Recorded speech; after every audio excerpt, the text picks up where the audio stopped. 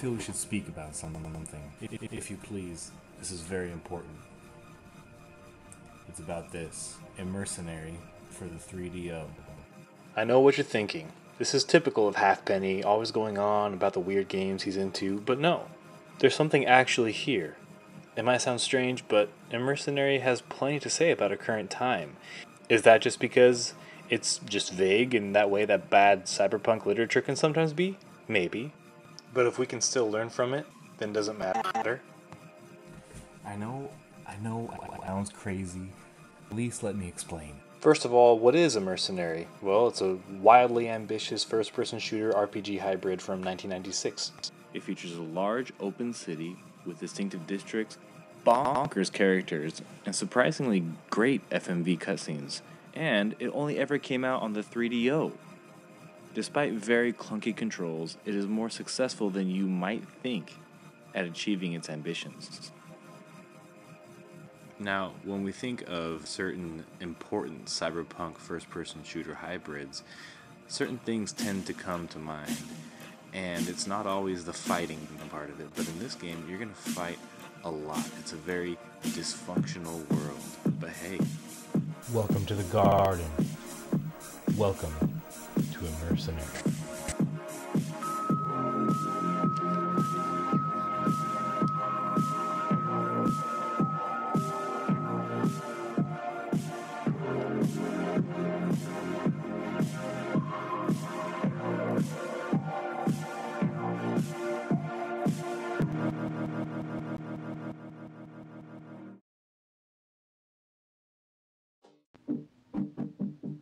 Do you remember Web3, cryptocurrency, NFTs?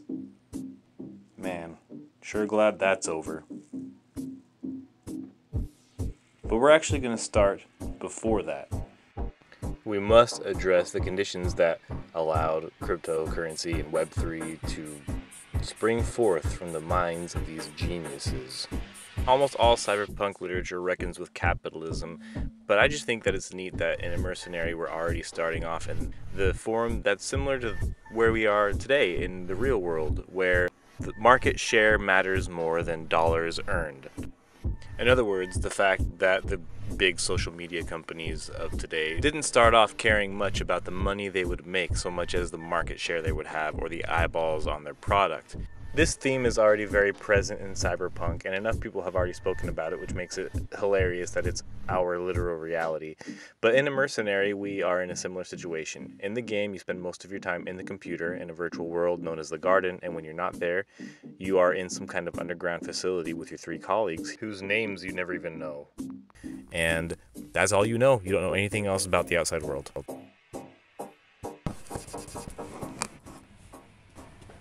So then all we know about this world is that seemingly the entire population owns a computer, owns this program that allows them to enter the garden, participating in sort of virtual reality, and they can't escape. They've been sucked in. The main problem with that is that it's not some sort of utopian existence.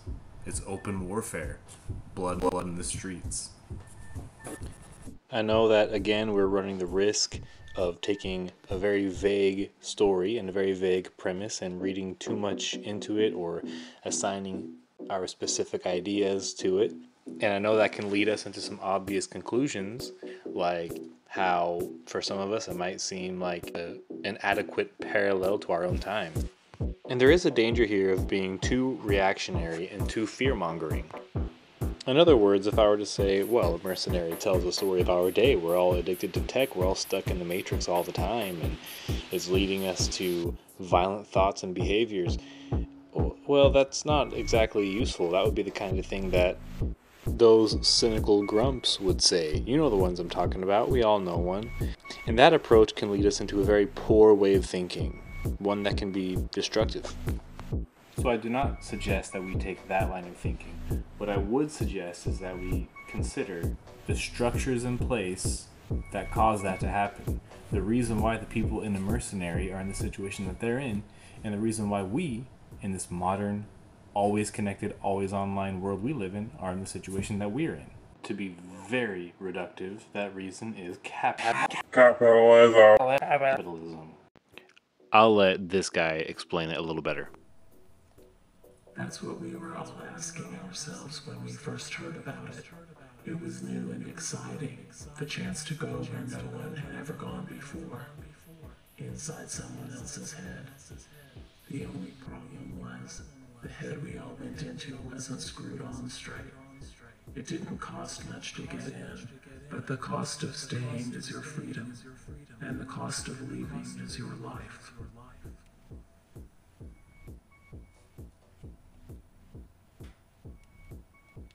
That's what they call the city. They should have called it the jungle.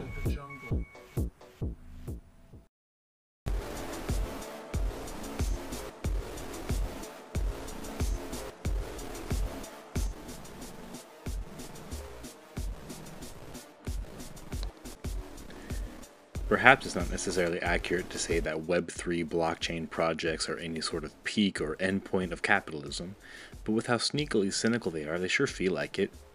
The first of these projects to gain mainstream purchase, if you will, was Bitcoin or cryptocurrency in general.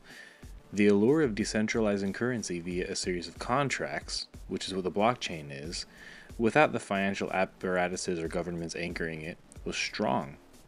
As we now know, cryptocurrency did not save us from financial institutions. It merely gave way to other more informal institutions that are even more dangerous and unpredictable. We've gone on too long about this, so let's continue. I wanted to get to the idea of NFTs and the metaverse, which were big topics right before Web3 bit the dust altogether. I posit that Immercenary is about both things, even though the game itself is certainly not aware of it, because it came out way before any of those concepts were dreamt up by anybody. In Immercenary, we see these concepts manifest in the game in the fact that everyone is in a virtual reality world, or a metaverse, if you will, and in the fact that, in a way, everything in Immercenary is tokenized. The first thing that could possibly account for the tokenization is in the fact that this is a game with RPG elements. This might be a little bit of a stretch, but I think it holds water. The stats that you have, your offense, your defense, and agility, which are the only three stats in the game, are represented by numbers. Obviously the number goes up, you're more powerful in each of those stats.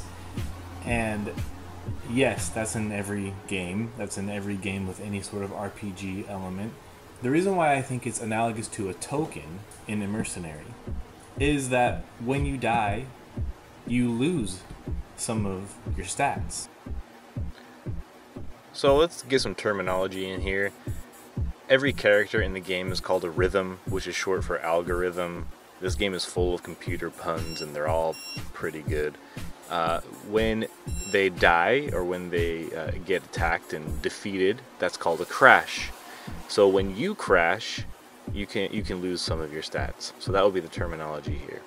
Now, as you crash others, they leave behind a static field called a Huffman. And when you run into that Huffman, that is how you gain stats. Just merely killing them will not give you anything. You have to run and collect their Huffman before it dissipates. And that is a bit of a token, no? There is an exchange happening. You take from them and you gain yourself. And also the fact that there is an element of paying the piper, paying maybe the system, some sort of payment that you have to give up when you yourself get crashed. The other thing you see here in any kind of blockchain community is rank, as seen here in the upper right hand corner. Every major avatar, every person in this virtual world is ranked. Now the fodder enemies, who are called goners, which is short for polygoners, and also presumably because they've been so sucked in that they are thought to be completely lost, they don't have a rank, but all the other enemies do have ranks, and as you see here, the rank is climbing up, because as you take down an enemy with a higher rank than you gain in rank yourself. This might not be exactly the same as tokens, but in all sorts of blockchain communities, whether it's cryptocurrencies or any other kind of project, There's always a hierarchy, and the ones above the others are the ones with more currency or tokens or NFTs or virtual real estate or whatever else.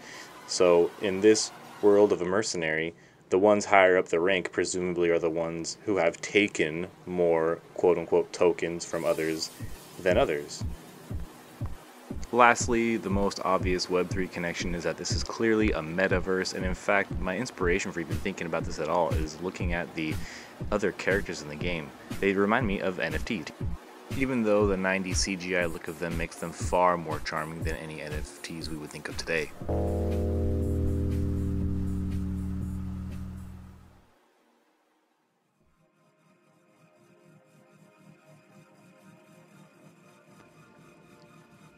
Immercenary is such an unusual work. I love it. It's hard to recommend today, though. The controls are a little bit clunky.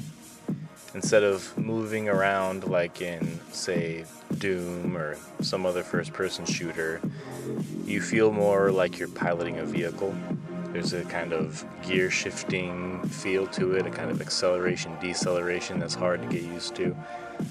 But it's still quite fun to play, especially early on when your stats are very low. There's a lot of ducking in and out of buildings, a lot of trying to find your way back to the safe zone but without getting killed, and it can get quite intense. And I also love that in the safe zone, which is called DOA-SIS, which is another great pun, you can talk to all the characters and you can get their insights and their ideas on the whole situation. It's really interesting to have conversations with the same characters that you're fighting against. And playing it in 2022, during a real craze around cryptocurrency and Web3 and literal cyberpunk stuff going on, it was really easy to appreciate this game and appreciate the message, even though the message was vague, is a little bit schlocky, and it's quite simplified. When you attach the context of the time to it, it was rather profound. So if you have a chance to check out Immercenary, it's well worth it. It's a great piece of history, and not enough people know about it. It's unfortunate that it's a 3DO exclusive, but hey, 3DO emulation is pretty good these days. I didn't mention it, but the developer of this game was a company called 5 Miles Out, and this is the only game they ever did. And what a way to go. I don't know what the circumstances of the development were. I hope everyone was happy making this game. I know that unfortunately this game didn't sell very well, but shout out to those guys. And shout out to you for watching. Thank you so much. See you next time.